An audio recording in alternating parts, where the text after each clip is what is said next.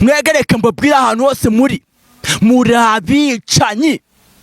Nongeye mbivuge muri abicanyi, nongeye mbivuge muri abicanyi, nongeye mbivuge muri ibigarashi, muri intumbi, muri intumbagazi.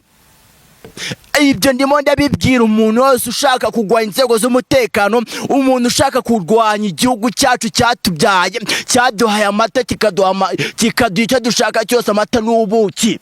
Uri nkandi ushaka kugwanya inzego z'umutekano, uri nkandi ushaka kugwanya animatrice ukuyoboye, uri nkandi ushaka kugwanya umwarimu ukuyoboye, uri nkandi ushaka kwica mugenzi wawe, uri igicucu, uri intumbi, waririma byaso, wanjijuwe uko kireba.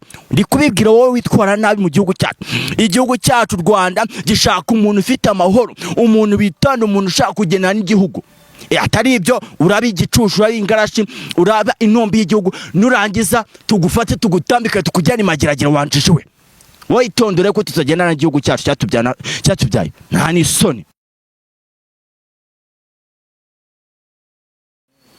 Ibihe byiza kubakurikiye ibiganiro by'ubumwe gospel.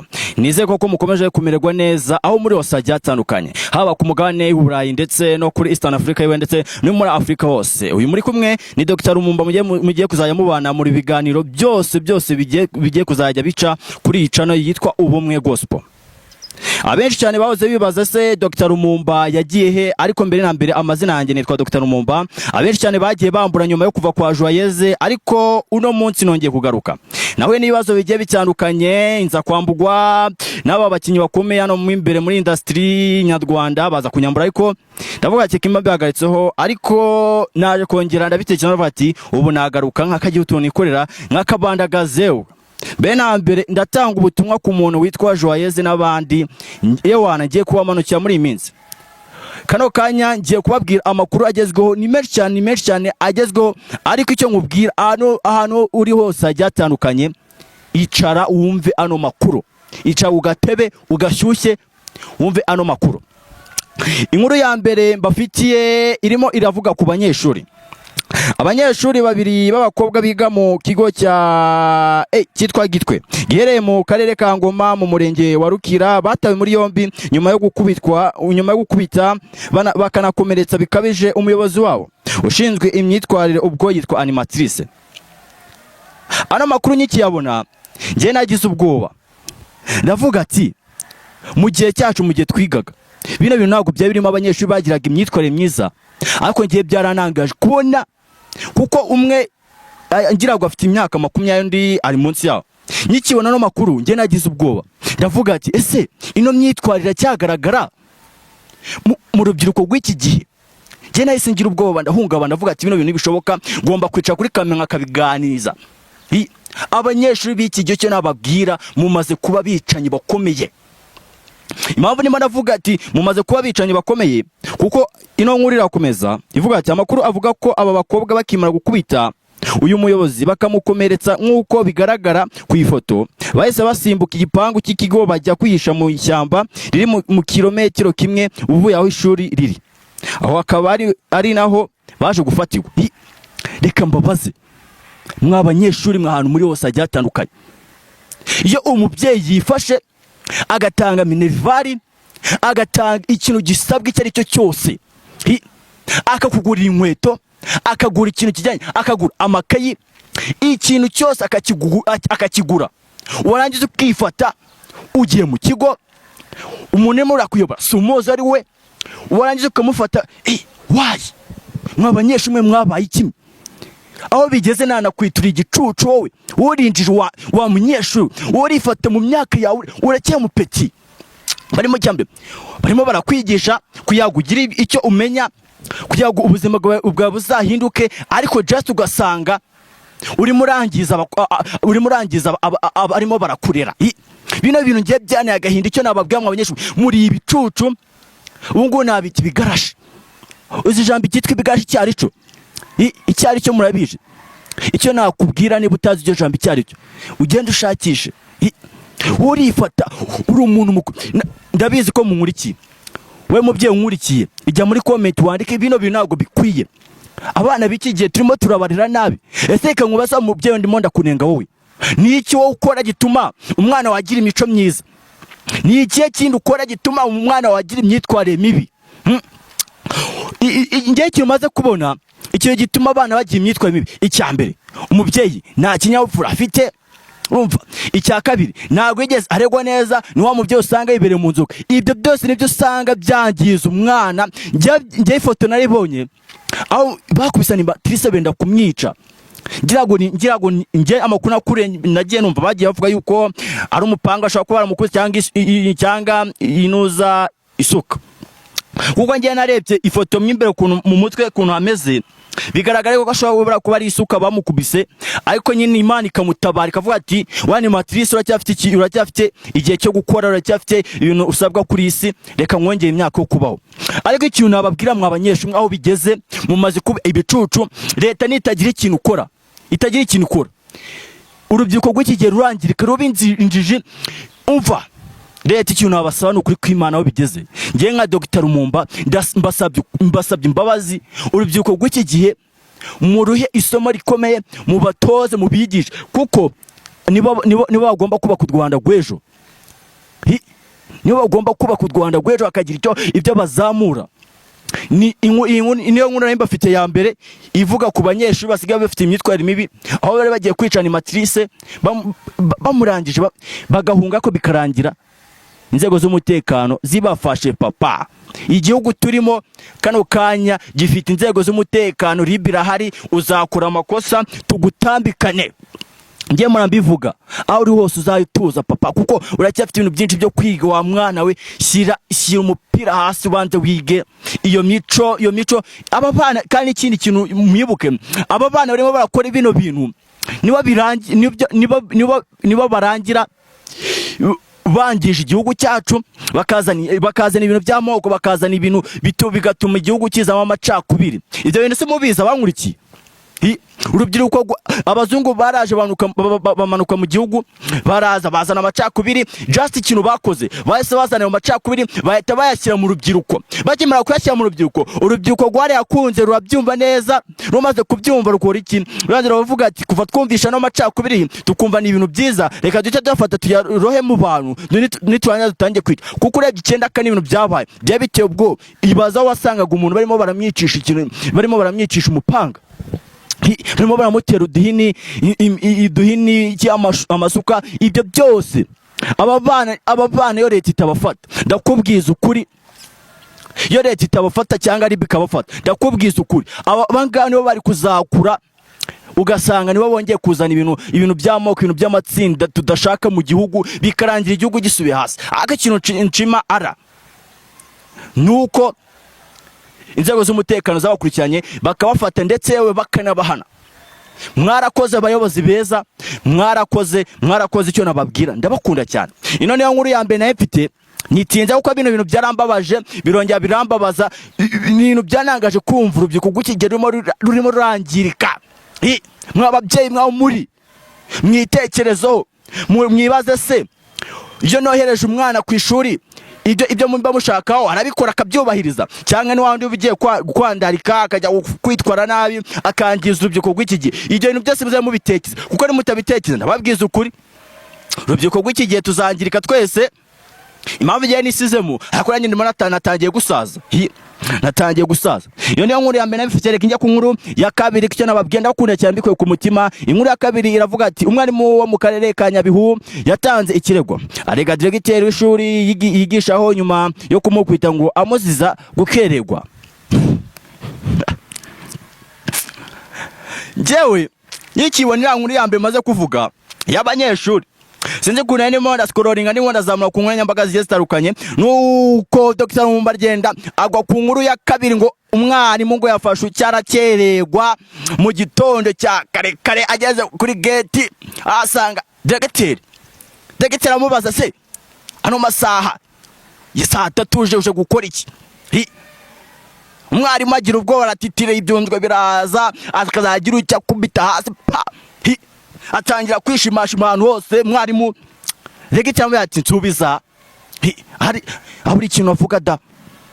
Arangije diregiteri mu mushinya mwinshi yiwe nuko arikaraga afata ibibanda yehurutura, ahitana umwarimu. Ngewe bino bintu byantangaje. Igihe tugezemo vizo tugezemo ya 2026 we diregiteri wori nkandi wifata ugakubita umwarimu. Siko mwarimu uri gukubita wasenga nakuruta papa. Urifata. Ngewe bino bintu byandenze. Aseka mbabazi abantu bikigiye mwabaye iki? Mwabaye iki mutwe wanyu ni muzima papa? Urafata ufite umwarimu urimo urayobora arimo aratanga uburezi ku bana kuko nibo bazaba nuza urubyiruko rw'ejo hazaza. Uramufashe ngo yakererewe. Aseka nkubaza kuva ayobora kino kigo cya Nyabihu ntago wakererwa wowe. Ndimo ndabaza wowe diregiteri nawe undi wose unkurikiye wowe n'umudiregiteri ugiye utandukanye mu buzima bwawe ntago wakererwa. N'ahantu bari baguhamagara bagwaye randevu ugakererwa. Sobanura ibyo bintu bimbwire. Ntago wakererwa ujya muri comment umbwire. None se niba ukererwa urumva niba ukererwa wowe bakakwihanganira nubwo ari abarimu bakakwihorera bakifata nubwo bakunegera mu mutima bakakwihorera. Niba ukererwa wowe bivuze yuko wowe umwarimu uyoboye atakererwa. Njya nize n'abarimu barakererwa papa headmaster akabihorera. Nukweki mufite ubugogi bwinshi mwabantu mwe. Njyaho bigeze ngeze mbite n'ibigarashi kuko ibintu murimo murangiza abantu. Uri umuntu mukuru mwarimu yaje gusobanura ngo ati byagenze ucya no rifashe umukubise no akumukubita ahantu aho kumufata umujyana ahantu mukebura ahantu ha wenyine no urabirengeje ugiye umukubitira muri rubanda. Abanyeshuri yigisha urakubita. Icyo mbabwira abadiregiteri b'ikigiye mwataye umuco.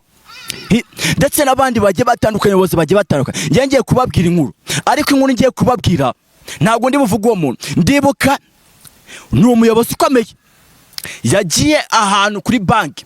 Ageze kuri banki ahasanga umusekirite. Sekirite umukobwa aramubwira ati ese waciye aho abandi baciye? Murumva icyo kintu? Umuyobozi akora iki? Umuyobozi arabyanga.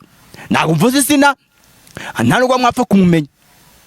Nuko umuyobozi arabyanga. Nako abyanze yakoze iki? Yakubise umusekirite. Icyo kintu murimo muracyumva neza? Byo bintu birandenga. Ase mwabayobozi mwe mwabaye iki? Abayobozi bambere ko bitondaga bakumva babakoresha. Abiki gihe ni iki mwabaye gituma mu bibigubwo bituma mu bibisambo cyane abo badiregiteri? Icyo nababwiraho bigeze bimaze kuturambira. Aho bizajya bigaragara inzego zibishinzwe zizajya zibijyamo babakurikirane babahane. Wowe urifata ngo mwarimu yakererewe ngo ijyara nkuhane nkukubitse. Uramukubita ni nk'umwana se? Siko n'abana b'iki gihe batagikubitwa. N'inka z'iki gihe nanga bagikubita. Wasangaga muri 2000 bafata inka bakicishaho umunyafu. Ariko igihe tugezemo nta nk'igikubitwa, nta mwana ugikubitwa, nta kintu cy'icyo cyose gikubitwa. Ariko rifashe ngukubise ngo mwarimu aho mubera injiji. Nibyo murimo murigisha urubyiruko rw'ejo bundi. Usanga umwana ageze mu rugo akubise umuntu umurera. Aho bigeze nabarambiwe. Abayobozi bagiye icyo bakora kuko bano bantu nta kintu kibarimo. Nukuri kw'Imana nta kintu kibarimo. Ni inkuru ya kabiri maze kuva. Reka njye ku nkuru ya kabiri. Ariko mbere nambe njya ku nkuru ya kabiri nako ya gatatu. Aho uri hose hagiye hatandukanye. Icyo mba nshaka kukubwira iva mu bintu urimo. Niba urimo urahata ibirayi by'abana n'abantu ukorera ibyo bireke. Utega amatwi wumva amakuru abagezweho kuko ivizo tugeze mu 2026 uba ugomba kubuza amakuru agezweho niyo amaze kuvugwa ukawubizi ko ari ahantu ugera bigasaba yuko uba ugomba kubuza amakuru. Je nibyo murambabwira future yacu ejo muri 2030 hari ahantu uzajya ujya basanga utaza amakuru agezweho bagustopinga bakubwira ati papa subira ahantu uvuye. Ibyo bintu mwaye mubizi? Ibyo bintu mwaye mubizi? Reka inge ku nkuru ya gatatu igwamagana. Abatuye mu murenge wa Rubona akagari ka Byinza bashenguye urupfu rwa Izamukunda Patrice wari ufite imyaka irenga 75. Yishwe n'umuhungu we amukubise umugeri mu kiziba cy'inda bapfa aho ngo bapfuye. Amafaranga uyu mukecuru yari yagurishije isambu y'umuhungu we agashaka kuyamwaka. What? Why? Kubera iki? Kubera iki mwabaye abicanyi mw'abantu mwe? Kubera iki? Kubera iki musigaye mufite umutima mubi? Kubera iki musigaye mugira urwango rubi? Kubera iki musigaye mukanura nk'inuro? Siko mwabaye inuro neza? Ho nkurikiye wabaye inuro? Uzi impamvu uri kukuya ko wabaye inuro se? Ibyo ukora se imbere y'Imana ni byiza cyangwa ni bibi? Nasoni mwabaye abicanyi. Umuntu muzima kifata akica mugenzi wiwe. Ndibuka ari inkuru ngiyewe nzi neza. Umusore yafashe petit frère we amukubita umuhini mu mutwe aramwica. Ko mwabaye abicanyi mwabigarashe. Abantu mvuga ibigarashi ni babantu badakurikiza ingamba za leta. Icyo gihe uba witwa ingarashi. Cyane cyane izo nanjije zituye hanze y'igihugu zigize ngo zirimo zirashaka kurwanya inkotanyi papa. Hozi icyo ukora irakize. Bano bantu tuba turimo turabwira, ano makuru tuba turimo turababwira, nimwe murangiza munagiye kuvuga nabi igihugu. Aho urugero Badurama ari hehese. Badurama ntabwo yahunze igihugu, ntabwo haramukagarama neza. Aho Demeni yakoreraga, Demeni iratsinda rya bamarina. Aho yaratuye ntabwo yaramukagarama. Ubu ngubu ari he? Ntabwo yahunze, ntabwo yavuye hano muri iki gihugu, ntabwo ari muri Canada. Kubera iki? Kubera ubucucu bwabo. Igihugu kiraje kibaha amahoro, babaha ituze. Perezida duha imisozi iki byose, amata n'ubuki. Barangije ngo bamaze kubihaga baragarama bahunga igihugu ngo bagiye kugisebya. Wori nkandi usebye igihugu wagicucu we imbesire wakigarashwe. Wori ifata ukajya gusebya igihugu.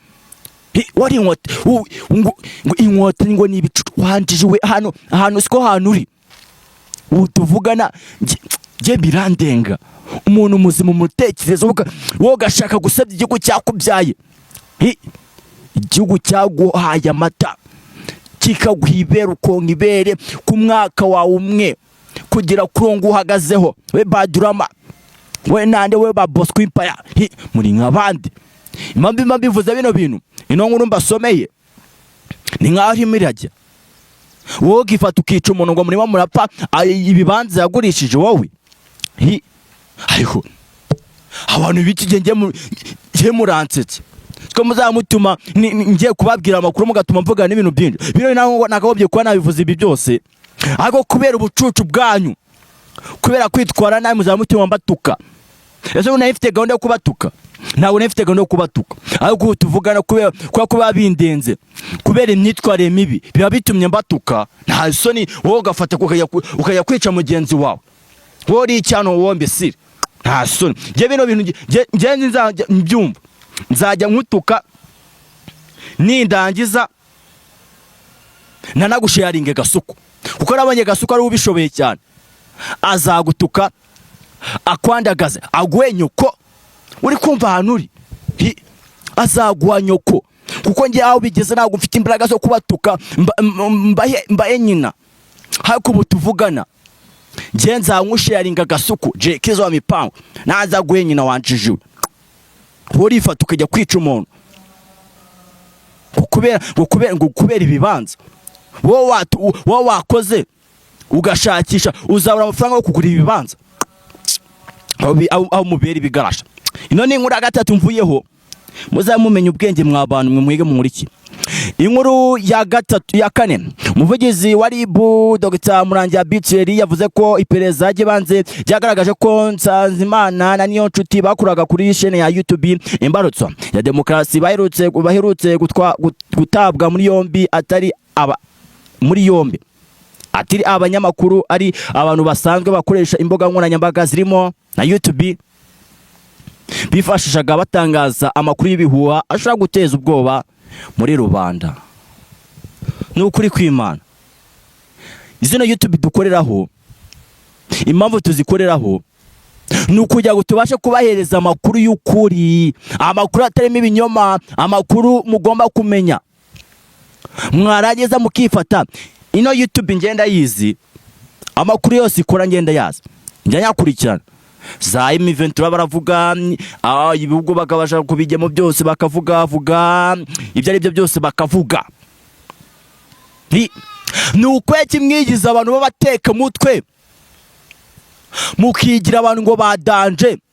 Icyambe wigeze wiga itangazamakuru na karita y'itangazamakuru ufite, ariko ukigira wadanje ukaza kuri YouTube uje kubeshya. Twege ibintu twe dukora, twe tuba tubizi, ni ibintu twize. Mutuvuga njye mfite ikarita y'itangazamakuru nanayikwereka, nayivana mu mufuka akayikwereka ko abari serious. Myibereka se ajya muri comment umbwire ngo nyikwereke, reko ubutana tazayikwereka. Urifata ukabeshya urubyiruko rw'iki gihe Kongo yabanutse ngo yagiye mu butaka. Wanjije we, urabeshya nkandi. Impamvu zino social media ziriho ni ukugira dutange amakuru y'ukuri, amakuru yubaka igihugu, amakuru yubaka urubyiruko, amakuru yubaka abana bari bo bose. Papa, icyo kintu yakize ninkajye numva mu matwi yanjye ngo murimo muratubeshya nkandi. Ahaga bone jewe ni leta ibahereza urubuga.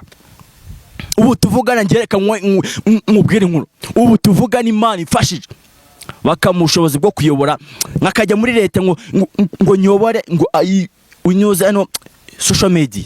Uriye ikintu bakorera, nahera ku murongo nkakajya hasi ku butaka hejuru ari wo hose, nkakagufata uwari wese nagusanga kuri Instagram, wafata kuri Twitter, kuri YouTube, nagufata uri murabeshya urubyiruko rw'icyo gwafata, uri murabeshya u Rwanda rw'ejo hazaza, uri murababeshya. Mita nkufata ahantu hambe imagera gere kwa Kabuga. Papa, ino nkuru ibintu biba bimbabaje, no nkuru mbabwiye. Warifata ukabeshya urubyiruko rw'iki, ukabeshya igihugu. Wagiye kuri YouTube ukavuga amakuru y'ukuri, ukareka kubeshya, n'ubundi ugashaka amafaranga y'umugati neza. Kwemwe niyo mpamvu bivuga muzaye ku social media musanga ukuntu urubyiruko rw'iki gihe usanga arimo barabeshya ngo na genocide yabaye mu gihugu, kandi genocide yarabaye 94. Genocide yarabaye papa. Ugasanga murimo murabihakana, murimo murabiharabika muvuga ko na genocide yabaye. Uza abantu bose bapfuye. Icyo nababwira tuzaye twibuka, kuko bino bintu biba bibabaje. Ugasanga kuri YouTube barimo baravuga ngo ati njya nkurikirana amacana agiye atandukanye, barimo baravuga ngo ati ngo na genocide yabaye, ngo Kagame barimo rabekebeke. Wowe wanjije we hano wicaye, kandi n'umuntu bari murabivuga n'umunyarwanda, aho bera igicucu, aho bera ikigarashi. Nago 94 nago wari ugasanga umusaza ufite imvi, umusaza wagiye shit. Wanjije we, nukweki wifata ukabeshya abanyarwanda, nukweki ubeshya urubyiruko rw'iki gihe. Icyo nababwira mbaye gasopo, uzongera ninkufata nzaguhereza RiB. Niyo makuru nayo mbafitiye.